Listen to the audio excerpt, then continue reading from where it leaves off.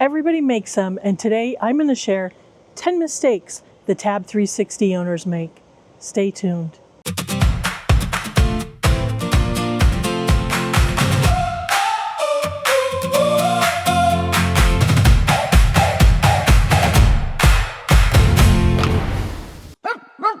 Hi, I'm Jen Grover, and I've been camping in a Tab 360 for 2 seasons now. I'm working on my 3rd, and I can't tell you what a great camper this is.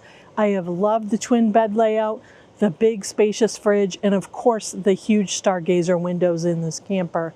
But when you're first acclimating to it, even if you've come from another nuCamp product, you're likely to make some mistakes. So today I'm going to try to help you speed up that learning curve and share 10 common mistakes that Tab owners make with the new Tab 360.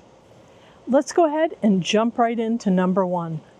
I remember the first time I made mistake number 1, and it was just a few days after I picked up the Tab 360 prototype. And that was turn off the fridge and not be able to get it back on. I thought I had a bad fridge, and I spent a long time trying to troubleshoot over the internet. And then finally, I did what I should have done to start with. I dug out the manual and read that you have to press the power button in for 5 seconds. It's really easy to turn it off. You're leaning your hand on the fridge panel and you turn it off. And it's a simple mistake, but I try to keep my eyes on that fridge to make sure that the power button stays illuminated. And by the way, people ask, how do I know what's colder? The more snowflakes that appear, the colder your fridge. And while we're talking about mistakes that you make with the fridge, let's talk about overpacking the fridge or packing it in a way that it blocks the flow of air and prevents proper cooling. If you put food all the way back against the freezer, that's going to block it. If you overpack the fridge so air can't circulate, that's going to block it, and it's not going to get as cold as it needs to. Also, you may have noticed there's a little tray at the bottom of the freezer, and if you open that, that allows for more airflow to cool down the rest of the fridge. The third mistake I've seen people make, and I made it as recently as this year, is that they have the heat running while the AC is running. And so they're fighting with each other and you're not getting the maximum cooling potential that you can. I've got a video on the Alda control panel that operates both your heat, your hot water, and your air conditioning. I'll put a link to that up here, and then you can watch that to learn how to turn off the heat so that you're not running it while running the air conditioning. And while we're talking about air conditioning, let's talk about the day and night mode. A lot of times people are frustrated because the air conditioner is running and it's not at the temperature they think it should be. But if you look at your control panel and you have either a sun or a moon icon in the top left corner, your day or night setting may be overriding the setting that you're trying to achieve at that moment. Another mistake I see new owners making is leaving the shades closed or pulled down while they're driving. That can trap heat and cause the shades to lose their shape, and then they won't stay up properly over time. So make sure those windows are clear and you can see out of them when you're getting ready to drive. And while we're on those shades, you're going to want to make sure you use 2 hands to raise or lower the shades or screens to help keep them in line so that they're not cattywampus, and to make sure they don't stretch out and lose their shape. One of the most gut-wrenching mistakes you can make with your Tab 360 is not locking that big, what I call pantry drawer. It's on the right side, and it's the top drawer that you can open. It's bigger than any other drawer, and when you put a lot of food in there and don't lock it, it is going to come open and slide off, and you could ding the spice cabinet or leave gouges in the floor.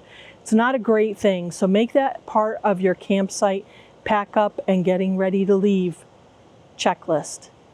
Now, this is something that both Tab 320 and Tab 360 owners do by mistake. They go into the bathroom and they try to use the sink or the shower and they're not getting water. Well, most of the time it's because they're turning the faucet handle instead of lifting it and then turning it to adjust the temperature. It looks like you should just be able to turn it, but you actually have to lift it up to get water flowing and then turn the knob to get the proper temperature.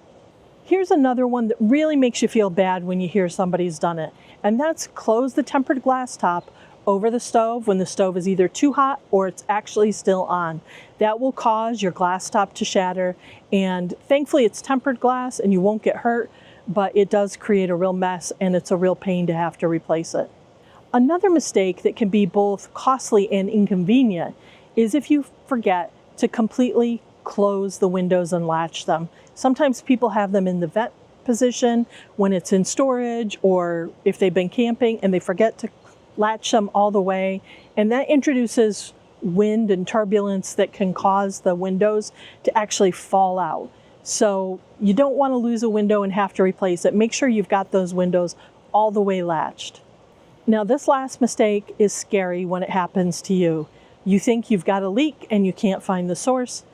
And what you find out is at some point you either knocked a faucet on or maybe left your outside shower on, and it starts flooding into the camper. And I know somebody this happened to last year, and their gray tank was closed. They left the faucet on, they didn't know it. They went to an event, they came back, and there was water everywhere. Well, it was a simple fix, turn the faucet off, but it's a reason I like to turn the pump off when I'm driving, or I make sure that if I'm at a campground with hookups, I leave the gray tank open. But check your faucets to make sure you don't leave them on, especially the outside shower. So I really want to hear from the Tab 360 owners specifically. What mistakes have you made that I didn't have on my list? Make sure you put those in the comments below, because it really does help new owners learn and not make the same mistakes we've made. I hope this video is helpful for you. I'll see you next time. Thanks for watching.